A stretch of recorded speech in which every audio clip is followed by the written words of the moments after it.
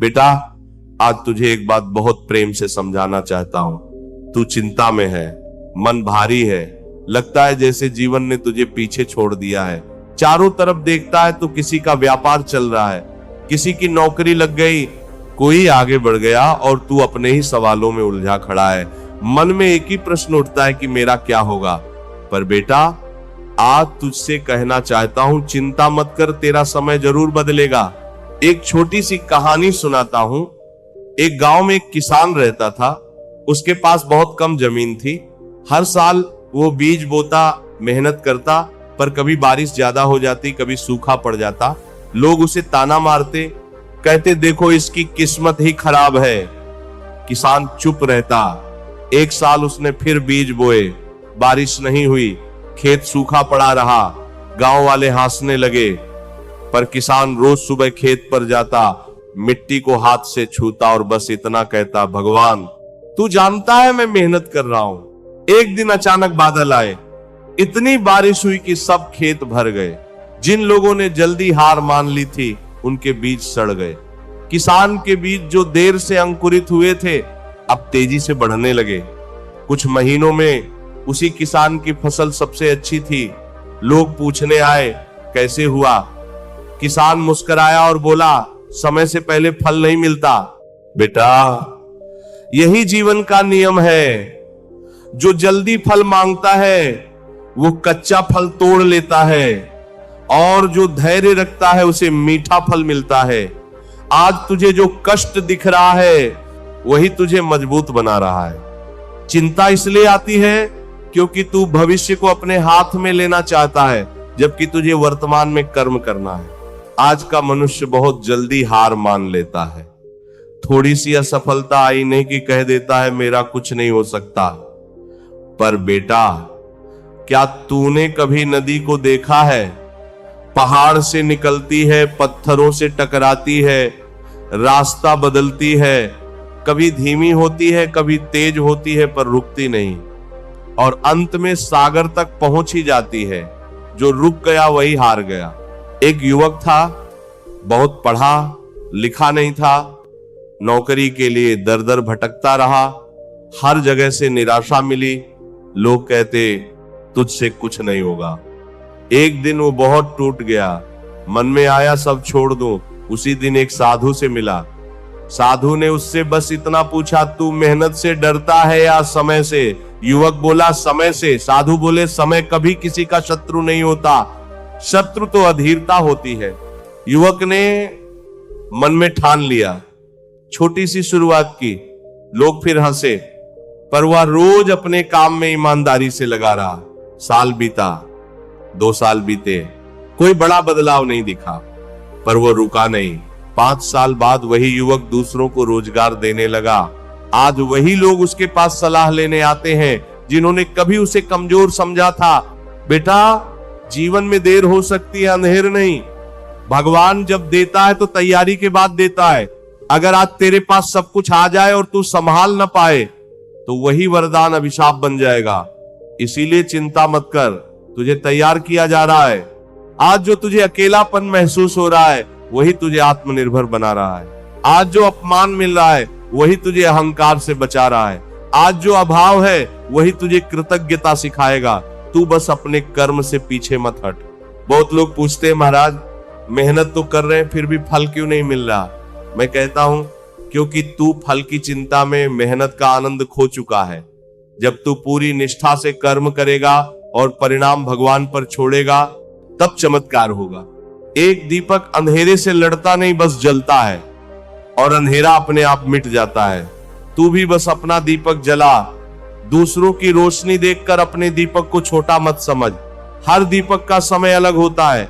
याद रख, जो आज तुझे नजरअंदाज कर रहे हैं वही कल तुझे सुनने के लिए समय निकालेंगे। जो आज तेरी हंसी उड़ा रहे हैं वही कल तेरी सफलता पर मौन हो जाएंगे। इसीलिए मन को शांत रख। ईश्वर की अदालत में देर है, अंधेर नहीं। रात सबसे अंधेरी होती है, सूरज निकलने से ठीक पहले। अगर आज जीवन में अंधकार है तो समझ ले कि सुबह करीब है। चिंता मत कर, तेरा समय जरूर बदलेगा। पर उस समय के योग्य बनना भी तेरी जिम्मेदारी है। आज से एक संकल्प ले, शिकायत कम करेगा, कर्म ज्यादा करेगा, डर कम करेगा, विश्वास ज्यादा करेगा।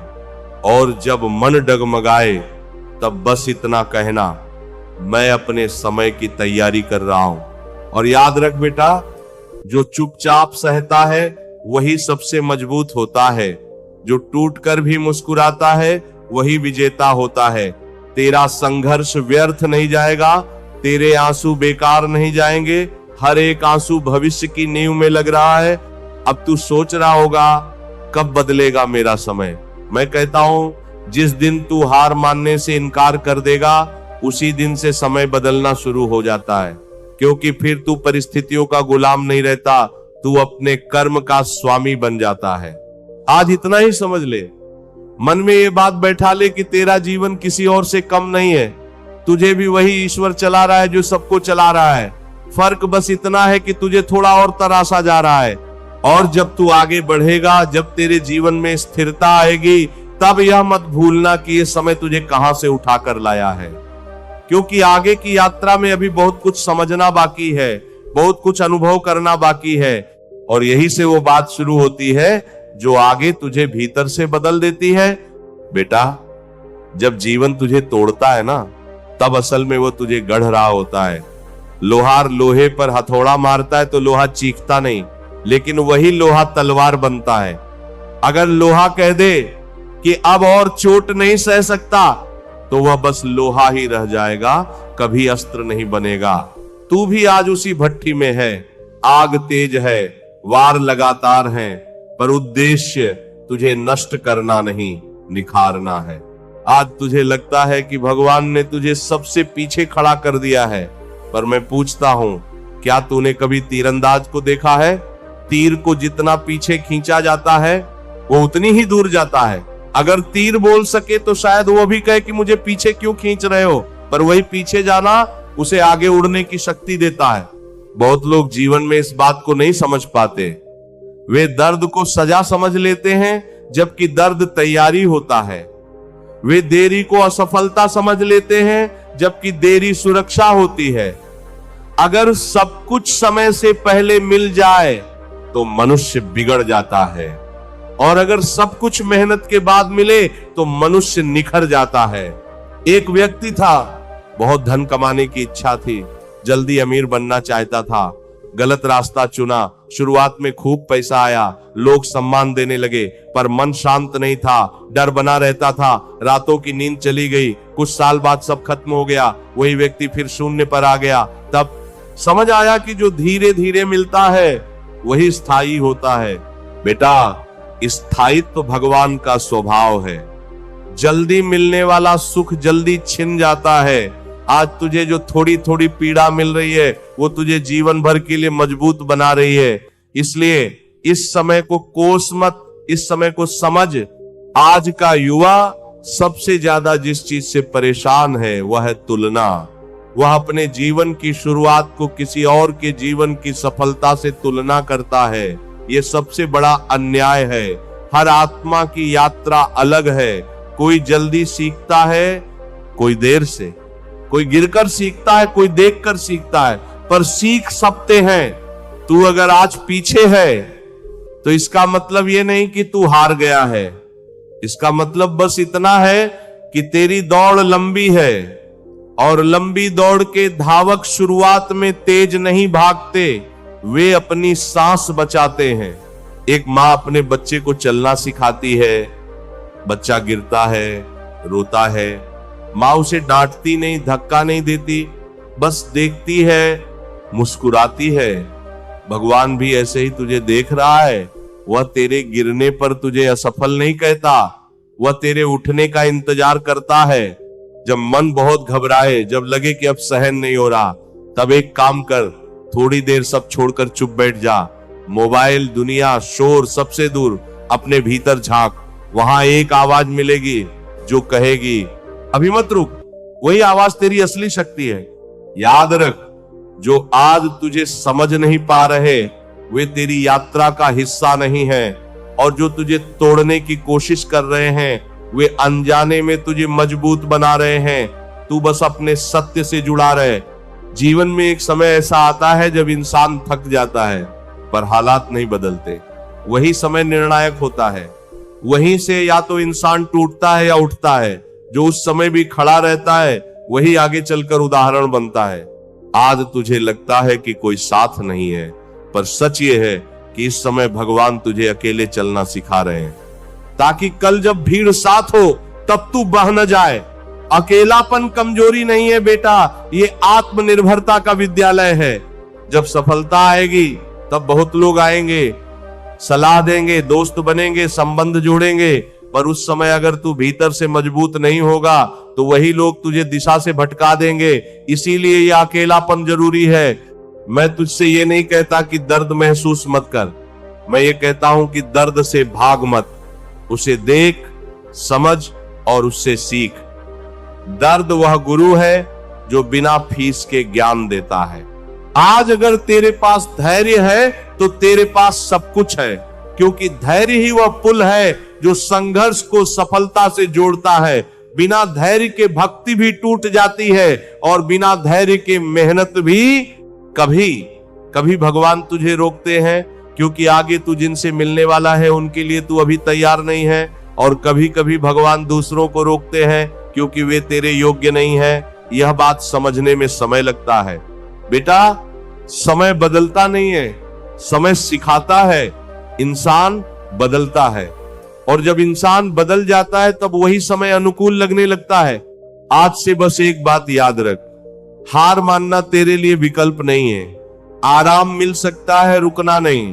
रो सकता है पर लौटना नहीं। झुक सकता है पर टूटना नहीं। तेरा रास्ता बन रहा है, तेरे लिए मंच तैयार हो रहा है, पर मंच पर वही खड़ा होता है जो पर्दे के पीछे पसीना बहाता है। और अभी तू पर्दे के पीछे है, इसलिए चिंता मत कर बेटा। तेरी कहानी अधूरी नहीं है, बस अभी अध्याय बदलने वाला है। और जब वो अध्याय खुलेगा तब जो समझ आएगा, जो दृष्टि बदलेगी, जो अनुभूति होगी, वही आगे चलकर तेरे जीवन की दिशा तय करेगी। बेटा, एक समय ऐसा आता है जब इंसान बाहर से हंसता है और भीतर से टूट चुका होता है। वो दुनिया को बताना नहीं चाहता क्योंकि उसे लगता है कि कोई समझेगा नहीं। पर याद रख, भगवान तेरा मौन भी सुनता है। जब तू कुछ कह नहीं पाता तब भी तेरी पीड़ा ऊपर तक पहुंचती है। बहुत लोग सोचते हैं कि आस्था का मतलब है सब ठीक हो जाना, पर आस्था का असली मतलब है सब ठीक ना होते हुए भी भीतर से स्थिर रहना। तू अगर आज भी अपने कर्म से जुड़ा है, ईमानदारी से प्रयास कर रहा है, तो समझ ले कि तू रास्ते से भटका नहीं है। एक साधारण सा उदाहरण समझ, बीज मिट्टी में दबता है, ऊपर से देखने वाला कहेगा इसे दफना दिया गया, पर भीतर से वही बीज अंकुर बनने की तैयारी कर रहा होता है। आज अगर तुझे लग रहा है कि तू दब गया है तो जान ले कि यही अंकुरण का समय है। लोग अक्सर पूछते हैं, महाराज हम तो रोज प्रार्थना करते हैं फिर भी जीवन कठिन क्यों है? मैं कहता हूं, प्रार्थना जीवन को आसान बनाने के लिए नहीं, मन को मजबूत बनाने के लिए होती है। जब मन मजबूत हो जाता है तब कठिन जीवन भी आसान लगने लगता है। तू यह मत सोच कि भगवान तुझे भूल गए हैं, वो तो तुझे बहुत ध्यान से देख रहे हैं। जैसे शिक्षक परीक्षा के समय कक्षा में घूमता है पर उत्तर नहीं बताता, वो देखता है कि छात्र ने सीखा कितना है, परीक्षा खत्म होते ही परिणाम आता है।